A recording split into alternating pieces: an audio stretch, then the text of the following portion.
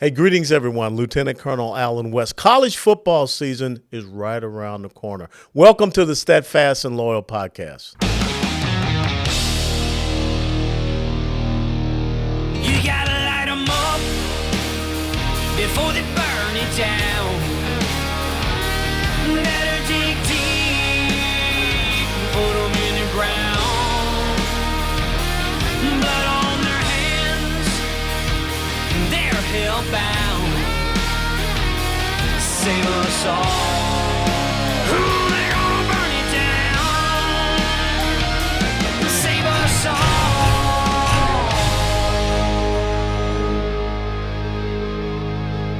before they burn it down.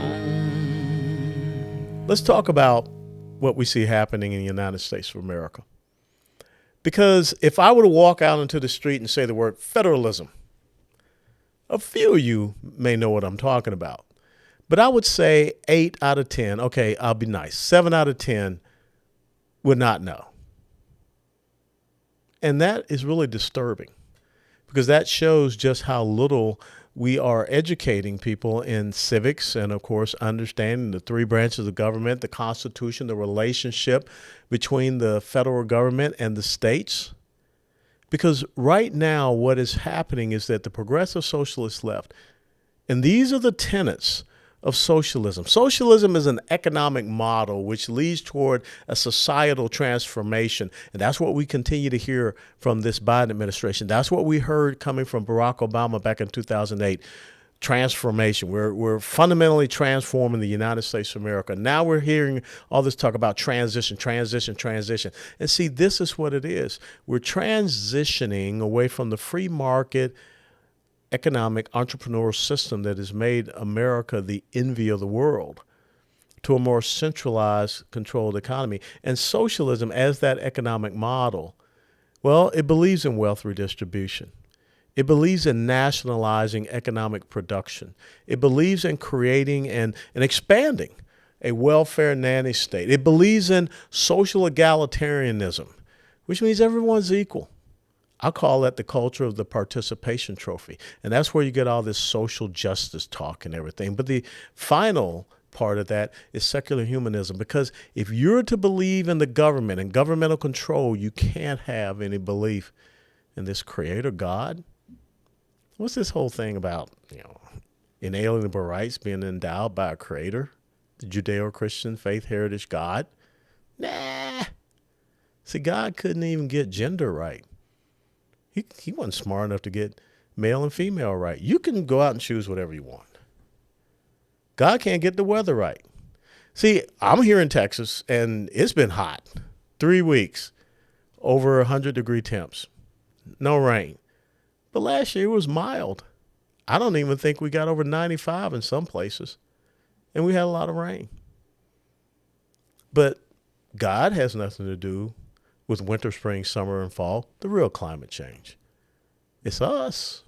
We control that.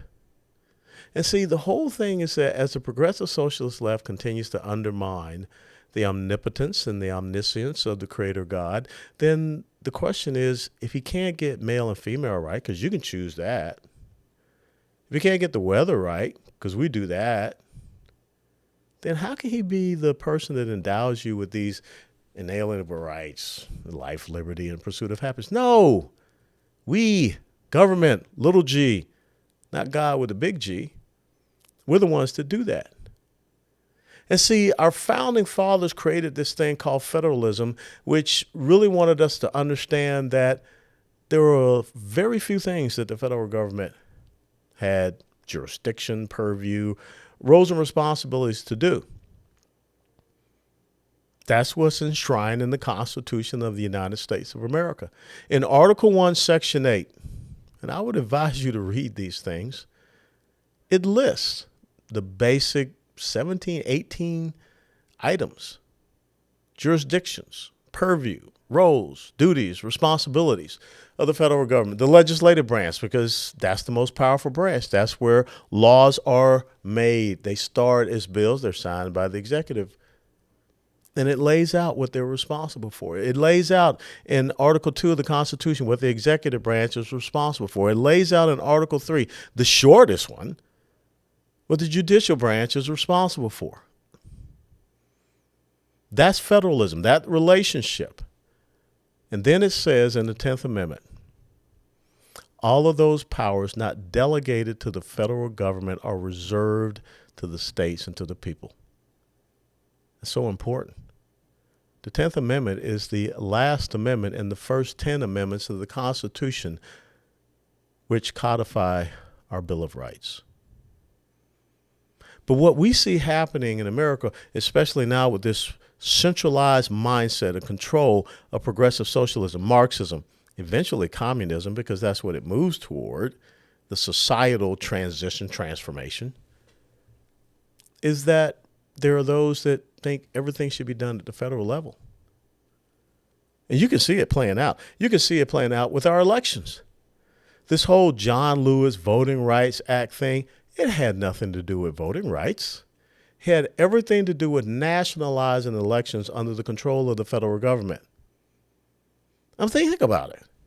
They actually said in this piece of legislation coming out of this leftist legislative branch at the federal government level, the House of Representatives, was that you would not have to go to polling locations. We were just going to have these unsolicited mail-in ballots that would just be mailed out there, and you just fill them out and put them in drop boxes or whatever.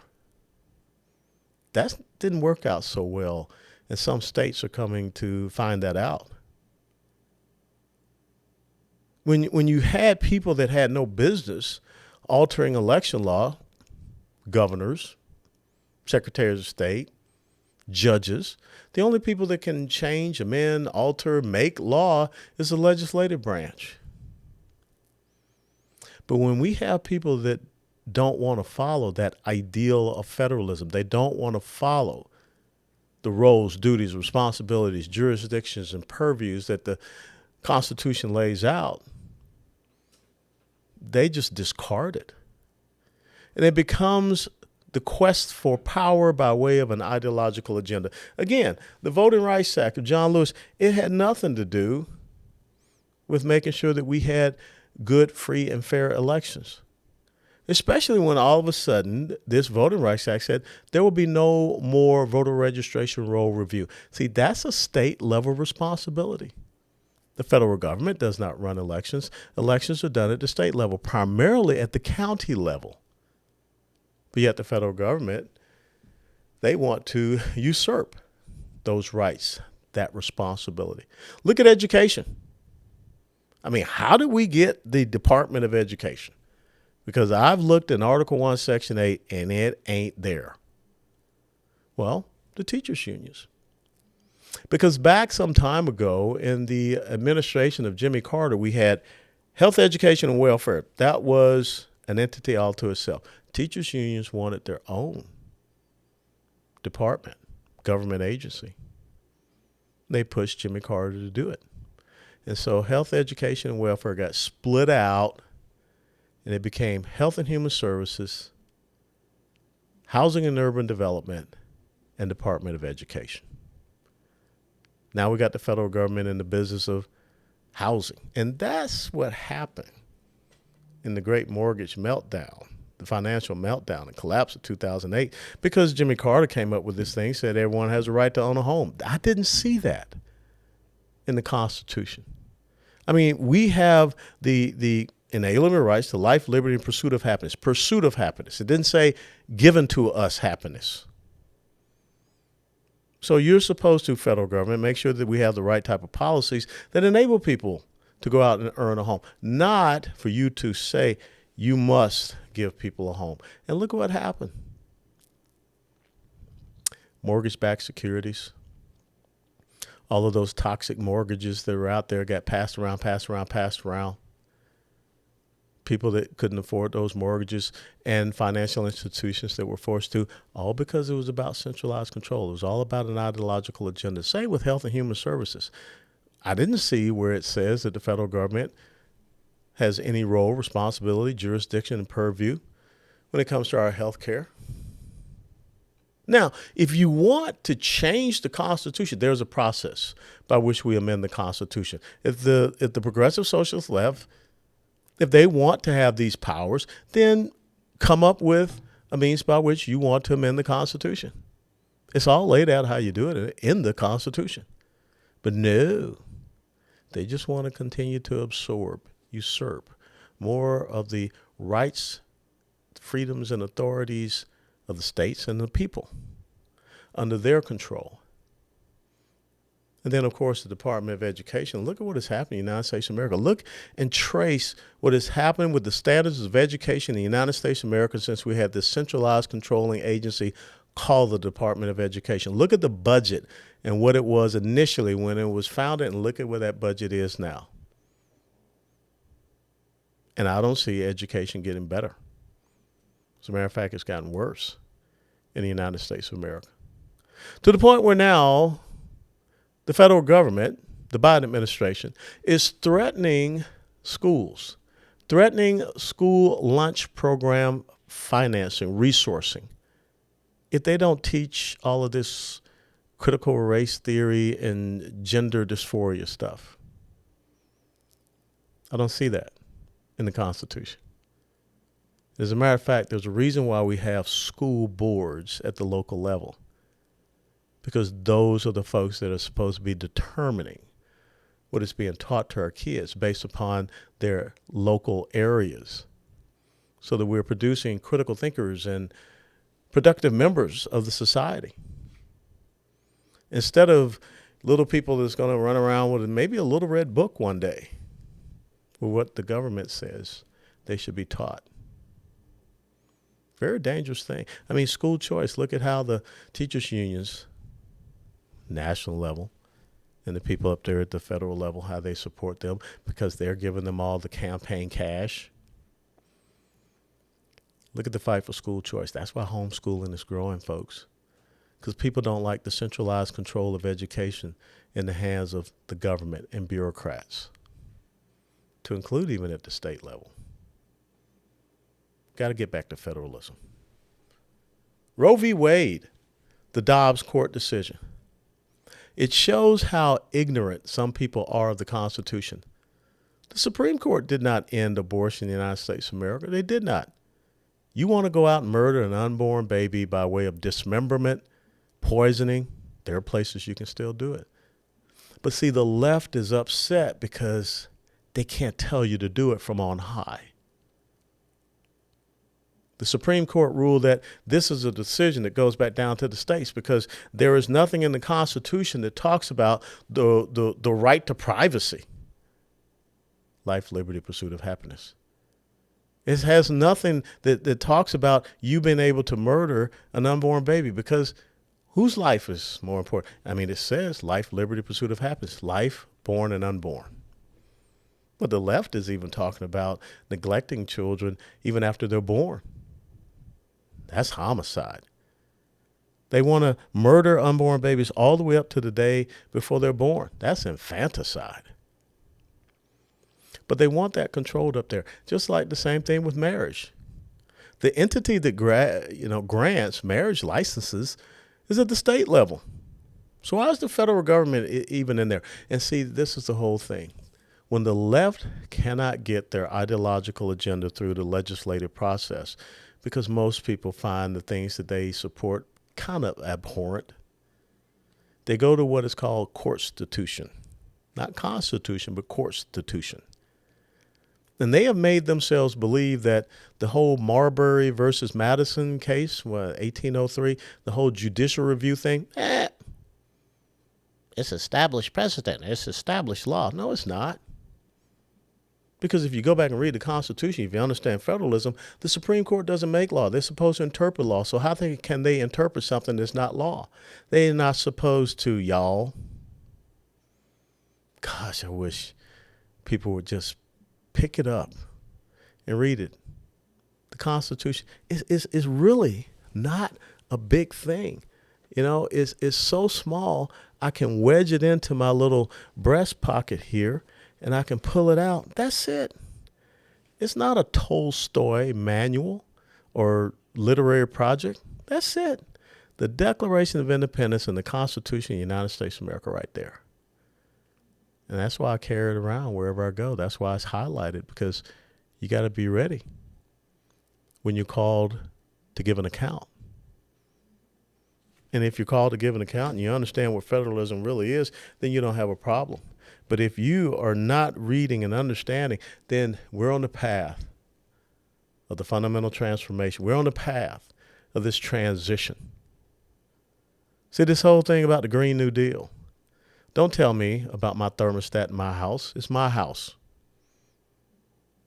You go out there and figure out how we have the right type of multifaceted energy production. America was energy independent, and look at where we are now. And Pete Buttigieg, I don't want to drive an electric vehicle. That's my choice. And I don't want to put solar panels or a wind sail on my Jeep Rubicon Gladiator. I like exactly how it is with the manual 6-speed transmission. But yet what they want to do is control your freedom of maneuver. Because if everyone has to go to these electric vehicles, and how interesting it was that the Secretary of Transportation of the United States of America liked the fact that we're inflicting pain. That's what he said, pain on the American people. So to force us into buying these electric vehicles, of which the infrastructure does not exist. We're already struggling with the electric grid. Even here in Texas, we're on our own grid.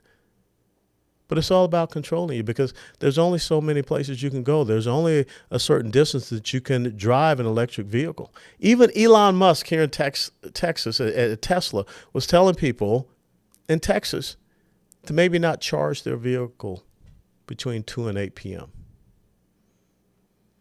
I don't want anybody from on high telling me when I can put gas in my pump, when we have all of these resources in the ground here.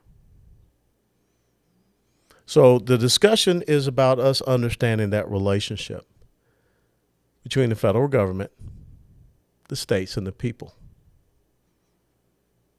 James Madison, John Jay, Alexander Hamilton, they were forced to make sure we had a federal Bill of Rights, because the other states had individual Bill of Rights in their state constitutions, and they would not ratify the Constitution of the United States of America until we had an individual Bill of Rights. That's what the first 10 amendments are. And the last one, again, all of the powers not delegated to the federal government are reserved to the states and to the people, which in simple language, if it don't say the federal government can do it, it ain't theirs to do.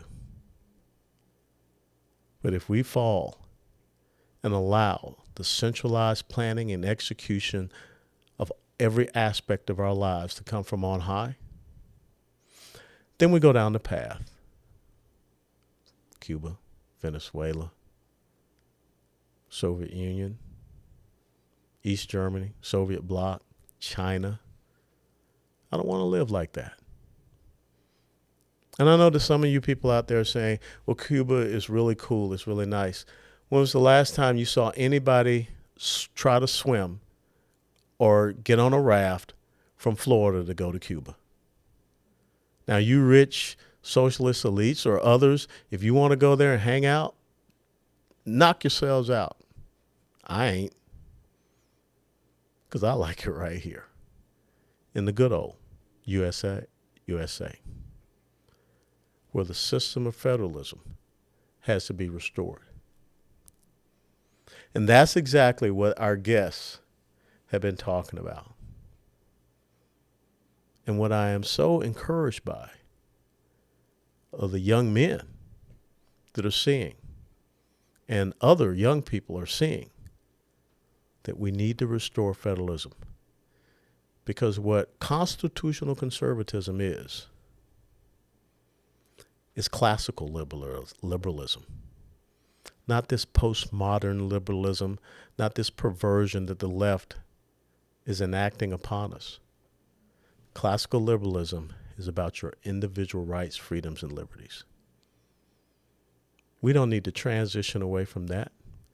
We don't need to be transformed away from that. We just need to stick to it. I pray that you enjoyed this dialogue, this monologue, and I hope you will enjoy the shows for the rest of this week. God bless you all. Steadfast in the Lord. Before they burn it down.